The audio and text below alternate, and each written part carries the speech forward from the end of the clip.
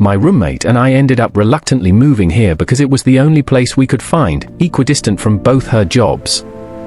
So anyway, it's about 2 a.m. on a Saturday, and I'm up late as, of course, I don't work the next day. My 5-month-old Dutch Shepherd, Maddie, is out of her kennel and running around later than usual as I'm up and watching her. I decide to walk her once more before going to sleep. Now, walking out of my front door, I have a small front yard. Outside of that is the street, and past the street is a sizable field where I usually walk her. Per usual, I head straight up for that field. I walk her for about 10 minutes and allow her to do her business. It's the dead of night and there's nobody outside. Noises, nothing. I begin walking backwards towards the street to go inside. When I was about halfway through the street, I looked down the street to my right to check on one of my cars. I don't drive it often as it's my backup, so I occasionally check it to make sure it looks okay. I noticed the driver's rear window was half lowered. That's weird. I think I haven't driven it in 2 months, and I don't recall leaving that down. Surely, I would have noticed it sooner. I continue to think and I stare at the car, checking for visible damage, doors open, etc., while also trying to remember the last time I drove it.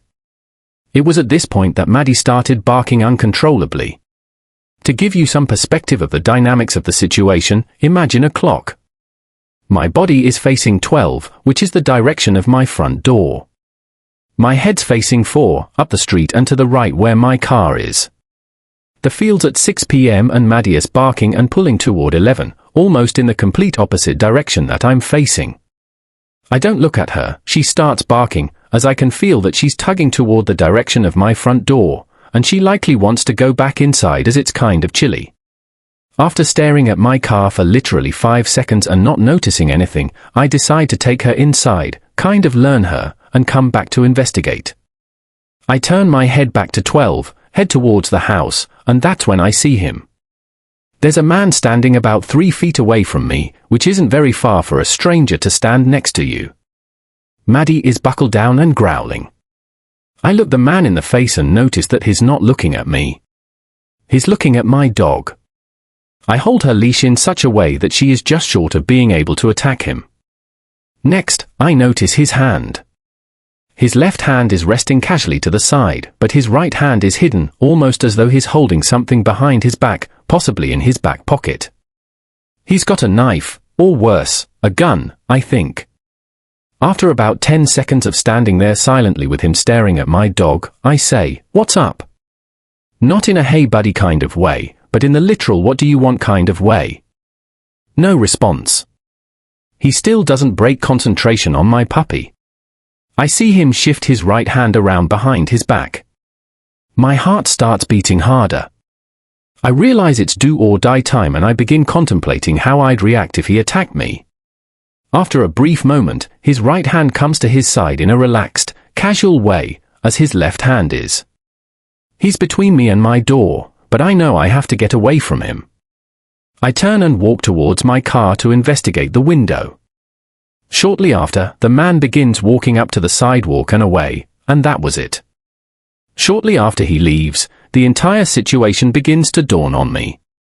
I never heard or saw him, even though I was looking in his direction for the 2 minutes that it took me to walk from the field toward my house. I only looked away to look at my car. I didn't hear him approach at all in the dead of the night. He must have snuck up on purpose. We met in the middle of the street, meaning he wasn't casually walking down the middle of the street. Again, lending credibility to the idea that he had snuck up. He never spoke to me, never responded to my question, and he never made eye contact with me. The whole time, he just stared at my dog. I realized what he was doing. He was sizing her up to see if he could take her or me before the other one interfered.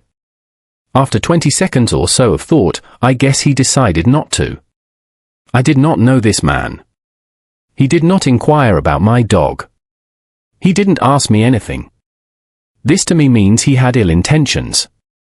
I'm 22, and for the 22 years that led up to 4 months ago when I got Maddie, I was a cat guy. It has only taken 4 months for this puppy to change my mind about that. I now know why they're called man's best friend. I'm a security guard for an alarm response company. We answer alarms for businesses and private residencies. 99% of the time, it's a motion detector set off by a cat, or a restaurant forgot to disarm their stuff before the stock truck arrived to unload. In this case, I was called out to a house where the back door alarm was set off. Like, it thought someone opened it. The owner was out of town, but she was alerted by her app and had her mother meet me there. We checked the door and it's locked. We figure someone tried the door, but it didn't budge, setting off the alarm, but there's a light on inside. The mom mentions this to her daughter on the phone. And she says that she isn't sure if she left a light on or not, and that it's a good idea to make people think someone's home, but she just isn't sure. That gave me a bad tingle. The mother wanted to go inside to check. However, she didn't have a spare key. The neighbor did, but they were asleep, and Mom didn't want to wake them. So, I fill out my papers and go back to my normal patrol routes. An hour later, the same home sends an alert out. I'm the only one in my city zone, so I answer it again. When I pull up, police and CSI are there talking to the mother and the now awake neighbor. They are reviewing video footage sent to them by the daughter. I look at the footage. Four armed men wearing masks and hoodies came out of the bathroom a minute after the mother and I left. They proceeded to rob the place. They had broken in and locked the door behind them for appearances. They are the ones who turned on the light. The mother told me 3 guys had robbed her daughter's home a month before. Somehow they knew when this girl would be out of town. They appeared smart, desiring a quiet robbery without conflict. But they brought guns, so they were prepared to shoot their way out of trouble if need be. Mother had wanted to go in. If she had a key or woken the neighbor for the key, we would have likely been shot dead by these guys when we went inside. Work doesn't give me Kevlar vest or anything. If I ever get another house call and someone is there, I am not going inside no matter what is asked of me. I count myself fortunate the way was blocked this time because I was prepared to foolishly go in and check if I could. I told this story to a few friends of mine a few days ago and they said I should put it here. So, sorry in advance if it's long. The events took place between 1997 and 2009. I'm 23 now. In the fall of 97, my mother took me, my sister, and my sister's boyfriend out to the movies in a neighboring town. My sister got to pick the movie, and the only showing we could watch was a late one, so we didn't manage to start our way home until around 11 p.m. Most of the details of this specific event have been relayed to me by my mom and sister. We were close to home, driving down a back road. I was asleep in the front seat, and my sister and her boyfriend were in the back. Cop car came up behind us and drove behind us for a while. Then, after about 5 minutes of following us, he turned his lights on. My mother says she hadn't been speeding and was aware they had been following us. She pulled over. My mom and sister say a man came to the window and didn't ask for ID or registration and started asking Mom where she lived, saying there had been a robbery nearby and her vehicle matched the description of the getaway car. He asked her to get out and she said no. It was at that time that my sister's boyfriend leaned his head into the front seat to see what was going on.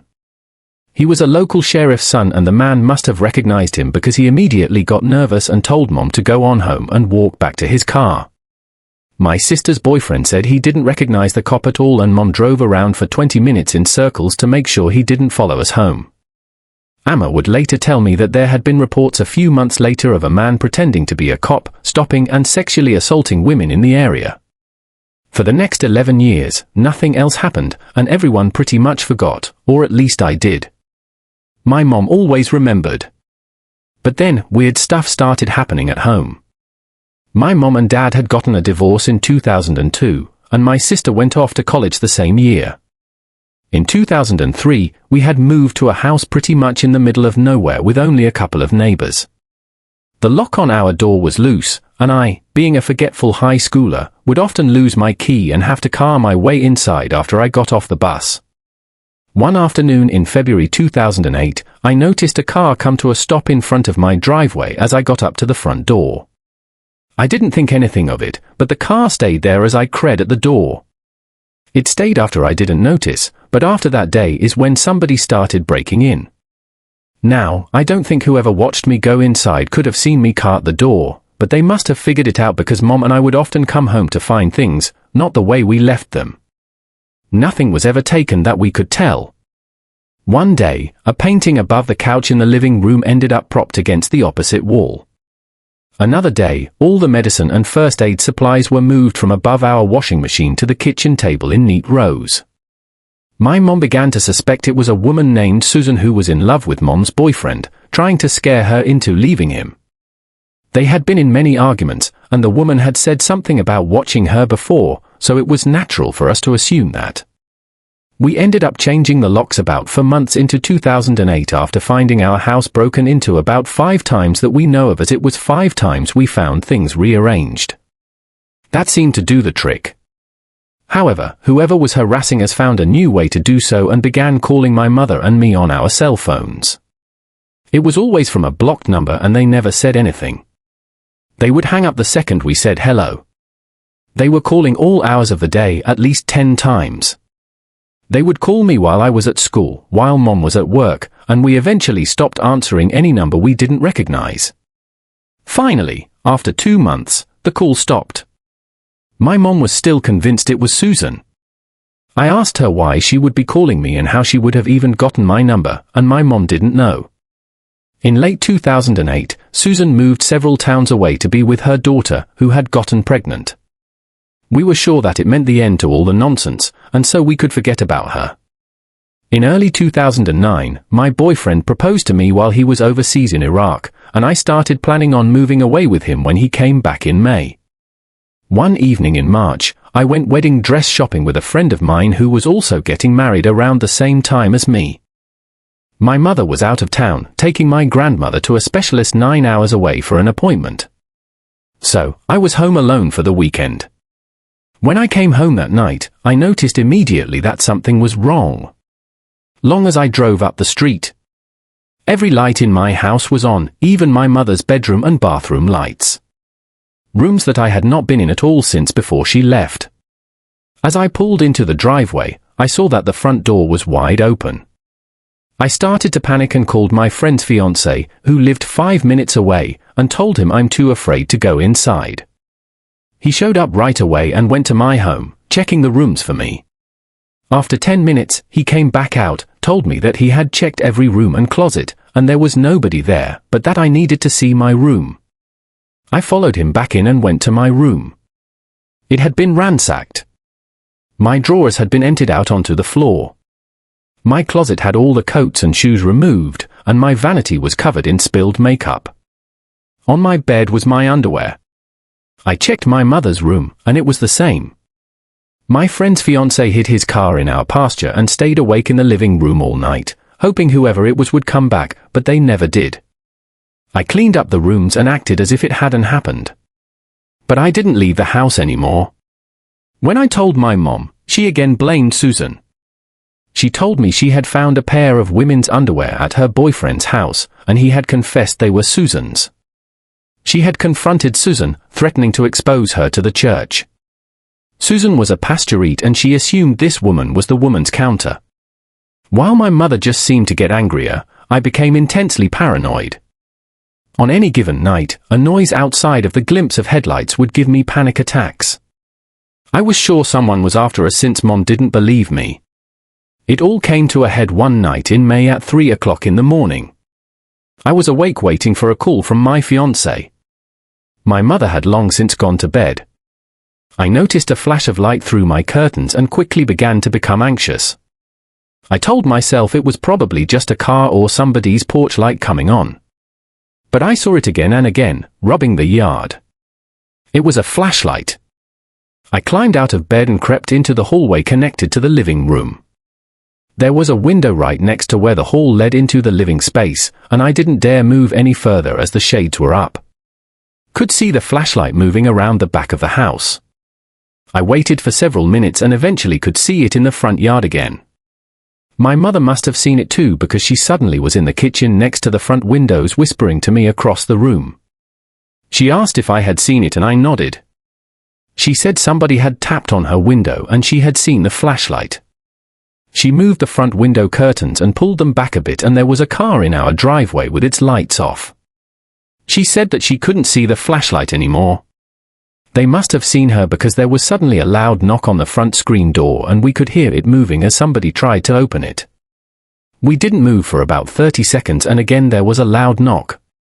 We heard a man's voice yell, "Hello, is everybody all right?" "It's the police." Mom crept over to the front door and opened it partway, but left the screen door closed.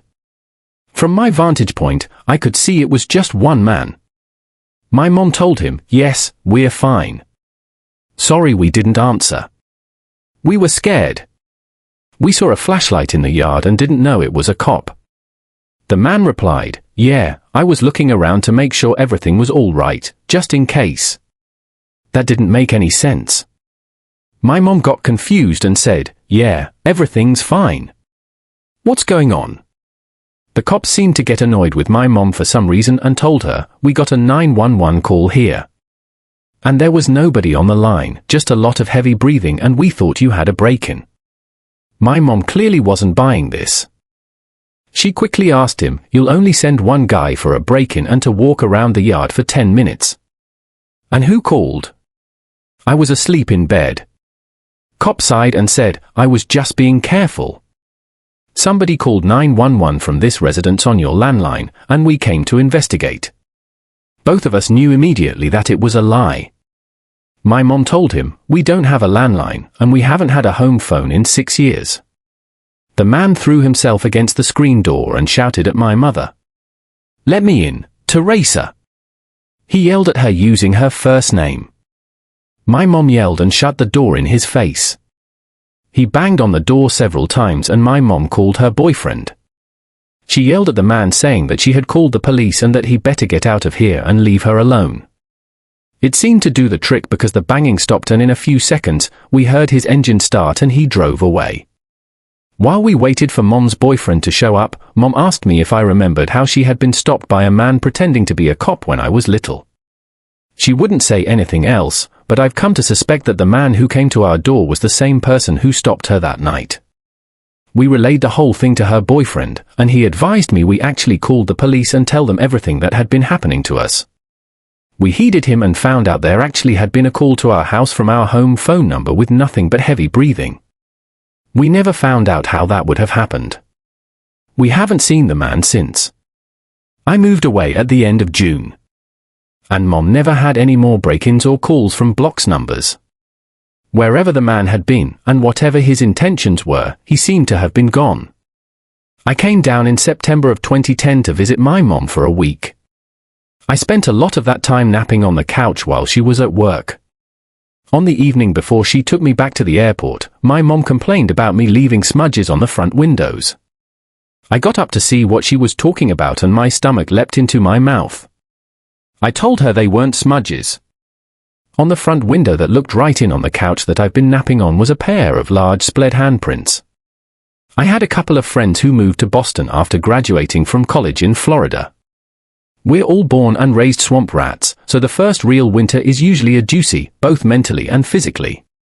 Tim, Shauna, and their dog Jet found an apartment in an okay area and moved into it promptly. They were on the 4th floor and everything was fine. A few weeks went by and things were going well for Tim at school. He was home usually before 8 and Shauna worked at Anthropology close by part-time on the weekends. They were getting used to everything for the most part except for Jet, who seemed to be growing increasingly agitated.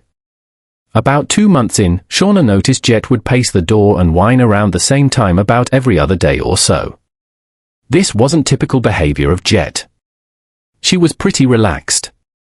She would bark if somebody knocked, but would rarely bark if someone just walked by and never really want. She had a good sense for danger, and so this was understandably worrying for Shauna. One night, Shauna waited until Jet started whining at the door and opened it quickly. Nothing was there, but she didn't notice a faint sour smell.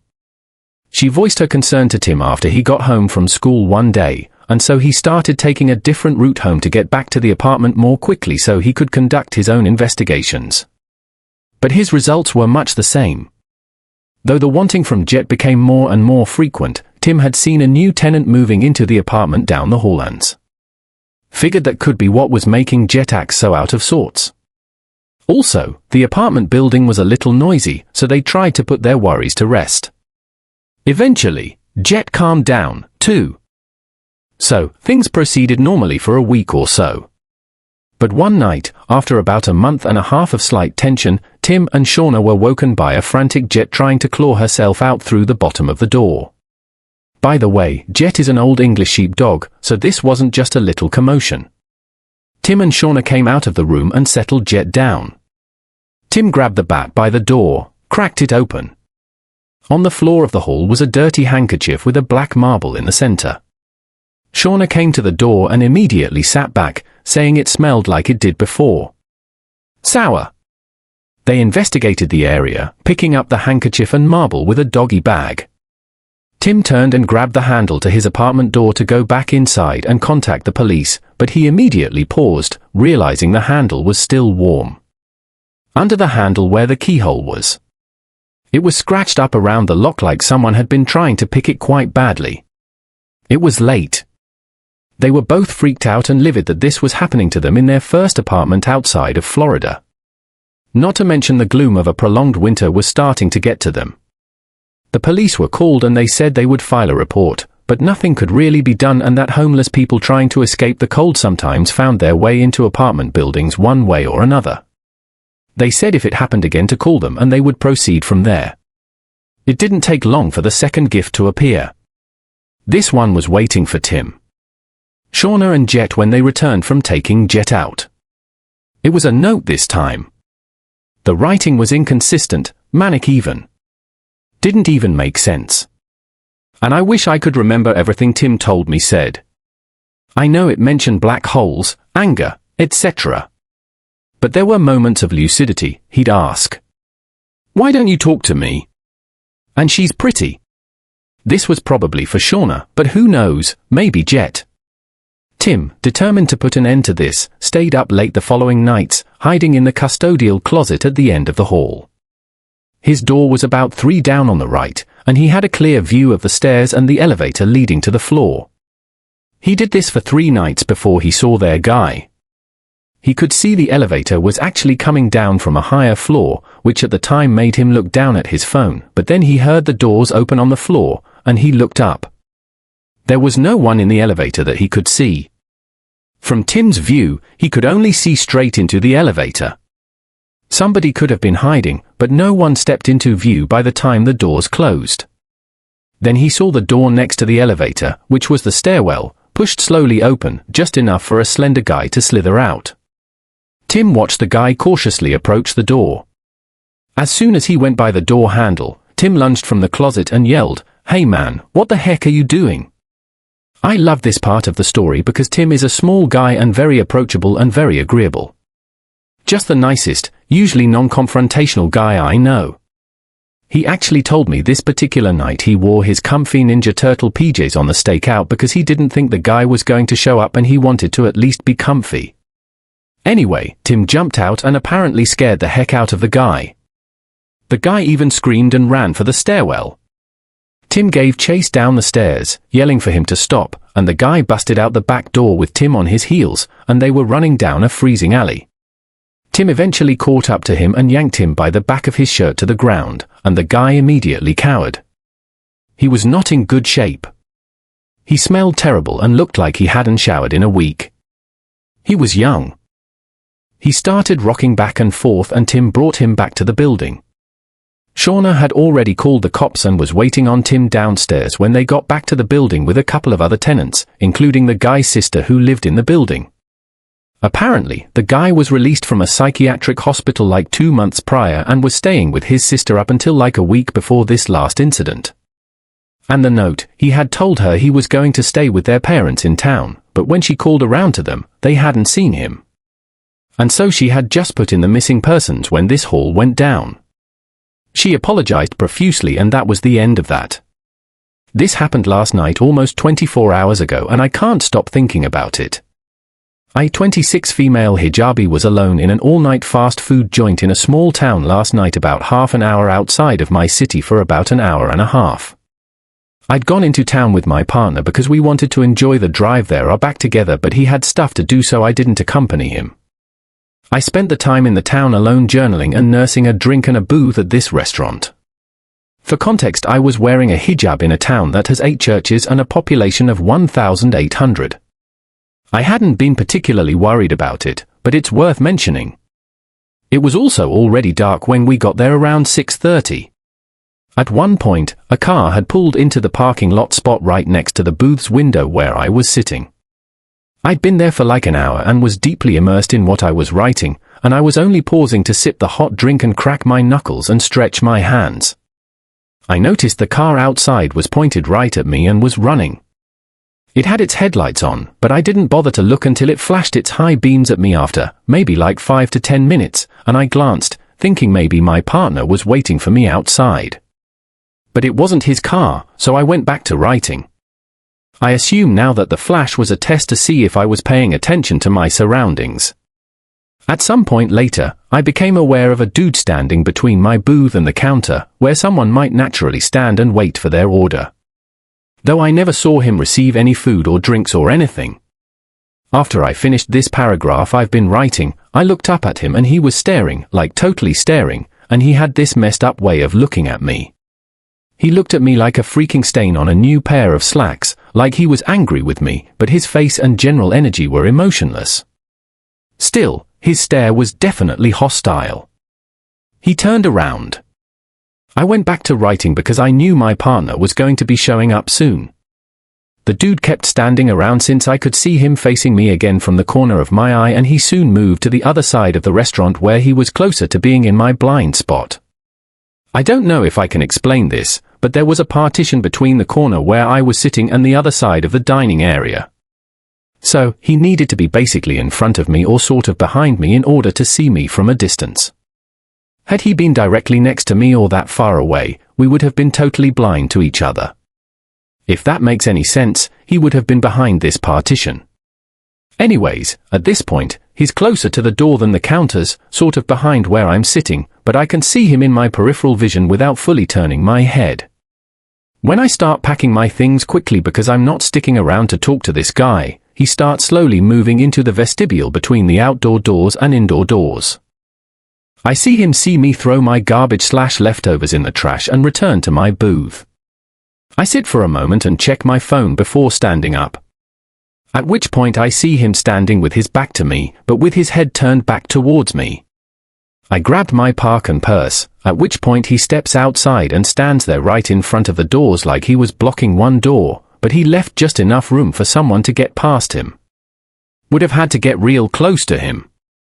Instead, I grabbed my stuff and went to the back of the restaurant and went to the bathroom, and I swear I caught him turning his head towards me when I started moving away from him.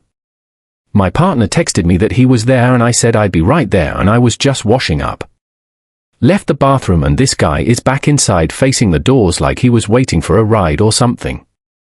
I walked right past him and he was not subtle about staring as I did. Approaching the exterior doors, I saw him see me try to exit through the wrong door, which would normally be embarrassing, but I was over it.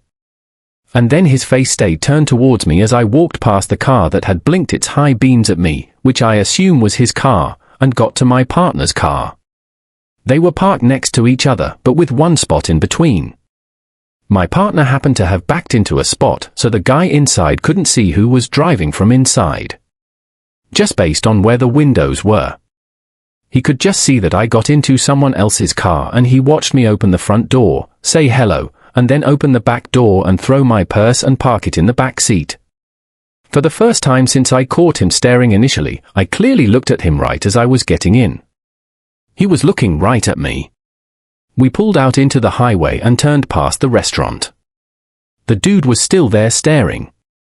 He was far enough away I couldn't see him well, but I could see that his face was turned towards me under his hair and his hat, hands still in his pockets like they had been the whole time. And again, at no point did I see him holding even a coffee cup, just standing there for half an hour or so, hands tucked away. A minute later, a car had caught up to us and was following us closely. Closely enough that anyone with anywhere to go would have just passed us instead of tailing. Then that car turned off the highway soon after we left town. So, my thought is that this freaking guy was blinking his high beams at me to see how much attention I was paying. And then he waited for me to leave to see if I was getting into my own car and driving away alone. I think there were a couple of other cars in the lot, which could have belonged to employees. He could have intercepted me easily if another driver, my partner, hadn't been waiting in the lot next to the vehicle that I assume belonged to him. It would have been so easy for him to pull me into his car with him because his car was right by the door to the restaurant. From where he was standing just inside and outside of the doors. He could see the staff behind the counter down the hallway to the bathrooms, the parking lot, and the turn-in from the highway. Could also see if there was anyone else in the dining area. And I don't think there was. And I think that maybe he tailed my partner's car long enough to catch a glimpse of the driver's general shape and size and roughly confirm whether the driver was a male, or he may have been following us long enough to get a look at the license plate. Which sounds far-fetched, but I'm 100% sure this guy is a monster. Whatever he was thinking, I'm so thankful I didn't leave alone.